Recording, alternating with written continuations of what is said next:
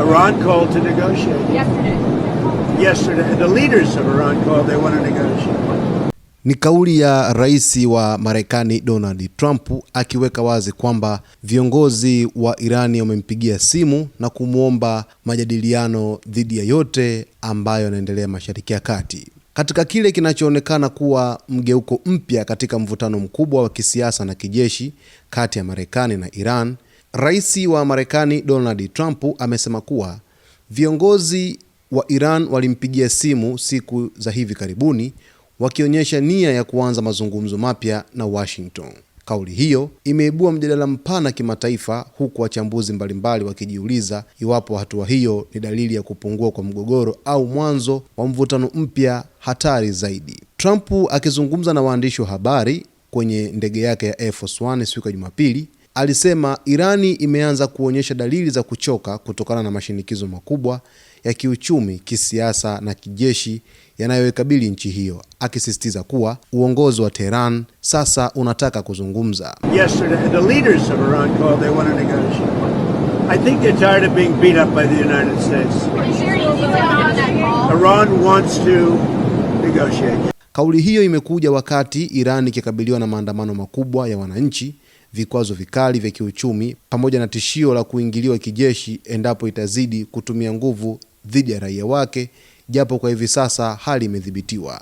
Maandamano ya wananchi ambayo yalikuwa yamesambaa katika miji mbalimbali siku za hapo nyuma yamekuwa chanzo kikubwa cha presha kwa serikali ya Tehran. Mamia ya watu waliripotiwa kupoteza maisha huku maelfu wakikamatwa, hali iliyosababisha lawama kali kutoka mataifa ya magharibi yakiongozwa na Marekani. Katika mazingira hayo, kauli ya rais wa Marekani Donald Trump kwamba Irani imeanza kutafuta mazungumzo inaonekana kuakisi uzito wa hali inayoikabili serikali ya kiongozi mkuu Ayatollah Khamenei. Hata hivyo, bado hakujawa na uthibitisho huru kutoka upande wa Iran unaothibitisha moja kwa moja kuwepo kwa simu ya moja kwa moja ya mawasiliano rasmi kati ya Tehran na Trump kwamba viongozi walimpigia simu rais Trump. Serikali ya Iran imekuwa kimya au kukana mara kwa mara madai ya Trump katika matukio yaliyopita, jambo linalofanya baadhi ya taarifa kuonekana kwamba si sahihi, lakini vile kuifanya kauli ya rais wa Marekani Donald Trump kuonekana ni ya kimkakati wa kisiasa na Trump kuonyesha nguvu ya Marekani kimataifa. Wataalamu wa diplomasia wameeleza kuwa hata kama mawasiliano hayo yalifanyika, huenda yalipitia njia zisizo rasmi kama wapatanishi au nchi rafiki badala ya mazungumzo ya wazi ya serikali kwa serikali. Hii ni kutokana na uhasama mkubwa uliopo kati ya mataifa hayo mawili tangu Marekani ijiondoe kwenye mkataba wa nyuklia wa Iran. Pamoja na kauli ya Trump kuhusu mazungumzo, Marekani haijaonyesha kulegeza msimamo wake. Badala yake, Trump ameendelea kusisitiza kuwa chaguo la kijeshi bado lipo mezani ikiwa Irani itaendelea kupuuza matakwa ya kimataifa. Ripoti zinaonyesha kuwa ndani ya utawala wa Marekani kuna mgawanyiko kati ya wale wanaotaka diplomasia itumike kwanza na wengine wanaoamini kwa nguvu kali ndiyo itakayolazimisha Tehran kubadilika. Hali hii inafanya taarifa ya Iran kutaka mazungumzo na Marekani kuwa sehemu ya simulizi pana zaidi la vita vya kisaikolojia na kisiasa kati ya Washington na Tehran, ambapo kila upande unajaribu kuonekana kuwa mwenye nguvu na udhibiti wa hali. Kinachoonekana wazi ni kwamba Irani ipo chini ya shinikizo kubwa kuliko wakati wowote wa karibuni, huku Marekani ikitumia fursa hiyo kuongeza msukumo wake wa kisiasa na kiusalama. Kwenye upande wa kauli ya rais wa Marekani Donald Trump kwamba viongozi wa Iran walimpigia simu na wanataka mazungumzo, imekuja katika wakati nyeti sana, wakati ambao dunia ilikuwa ikisogea hatarini kuelekea mgongano mkubwa wa kijeshi Mashariki ya Kati. Swali kubwa sasa si kama simu ilipigwa au la, bali kwa nini Trump aliamua kuitoa kauli hiyo hadharani na kwa muda huu maalum. Kimsingi, kauli ya Trump inaonekana kuwa ya kisiasa zaidi kuliko ya kidiplomasia. Katika diplomasia ya kweli, mawasiliano ya aina hii huwekwa chini ya pazia, si kutangazwa hadharani. Trump alichagua kuisema hadharani ili kujijengea taswira ya mshindi, mtu anayembana adui hadi kutafuta mazungumzo. Kwa kusema Iran imechoka kupigwa na Marekani, Trump alikusudia kuonyesha kuwa sera zake za vitisho, vikwazo na nguvu zimeanza kuzaa matunda. Hii ni lugha ya kampeni na si lugha ya mazungumzo ya amani. Baada ya Trump kuwatishia Irani kuwa hatua kali zitachukuliwa, Tehran ilijibu kwa ukali na kwa kauli nzito, Ikiwa Marekani itashambulia, basi kila kitu cha Marekani na washirika wake Mashariki ya Kati kitakuwa shabaha yetu. Kauli hii haikuwa ya kubeza, ilikuwa onyo la vita vya kikanda. Hapo ndipo Trump alipokutana na ukweli mgumu. Vita na Irani sio vita ndogo kama Iraki au Afghanistan. Irani ina mtandao wa makundi yenye silaha, Hezbollah, makundi ya Iraq, Syria na Yemen.